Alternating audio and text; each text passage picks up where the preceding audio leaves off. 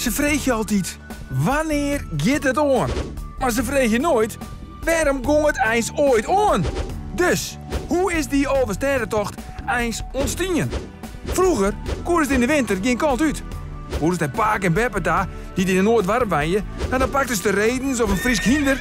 Maar ja, die liegen net om een nacht. Maar wanneer ging het dan voor het eerst aan?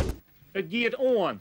En alle gedachten wie dat in het jaar 1740. En dat doch blikken uit een gedicht van Abbekaat Boularders Asteres van Boelens. De knaap was lang beducht voor het baasje dat gelijk een vogel door de lucht kon vliegen over het ijs. Het is Pier die 11 steden van Friesland op één dag heeft in het rond gereden. En nog zijn maal in vrede at in den oliekoek, te bolzwart in den stal, bij Vetje van den Hoek. Als bewijs hellie de rieders in elke stad bij de plaatselijke kroeg een krabbeltje. En misschien nog wel wat koek en sopie erbij om het op te warmen. En vanzelfs zoekenballen. Daar krijgen wij het dan weer warm van. In de barre winter van 1890 en die van 1891 hebben honderden reetrieders de overstedentocht op eigen initiatief volbracht. Al wie het toen nog net officieel en daar moest dus verordening in komen. Sportpionier Pim Mulier hier de tocht rieden en zette de allereerste tierdel. En doe is het idee binnen om daar een georganiseerde tocht van te maken. En nou moet je net schrikken. Maar in de eerste instantie wie het hier nog net van doel om een tocht alleen nog maar terug Friesland te organiseren.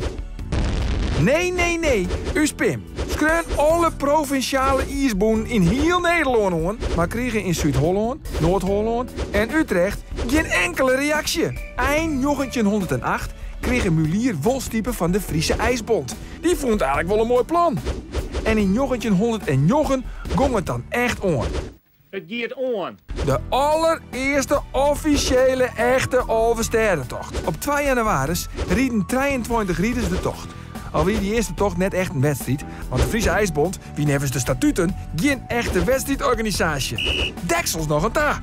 En daarom wat kwart daarna de vereniging de Friese 11 steden opjochten. Nou kon het wel echt ongaan. Het gaat aan. En wie het dan ook echt voor het echt. In 1912 was de eerste echte, mooi de wedstrijd dus, overstedentocht rieden. Organiseren troch de Friese 11 steden. Dus, zo'n 1909 binnen er 15 officiële overstedentochten houden. En de laatste, dat wie op 4 januari 1990. Maar ja, waar weet, want elk jaar jaren we toch weer dat die tocht der tochten er weer aan zitten komen. Het gaat aan. Nummer 16.